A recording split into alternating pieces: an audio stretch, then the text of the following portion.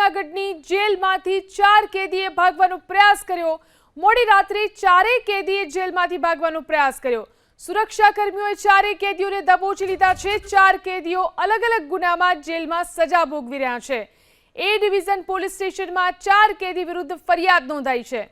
તો 4 કેદીઓ કે જેમણે જેલમાંથી ભાગવાનો પ્રયાસ કર્યો, ગઈકાલે મોડી રાત્રે આ 4 કેદીઓએ ભાગવાનો પ્રયાસ કર્યો હતો। સુરક્ષાકર્મીઓએ 4 કેદીઓને દબોચી લીધા છે। 4 કેદીઓ અલગ અલગ ગુનામાં જેલમાં સજા ભોગવી રહ્યા છે।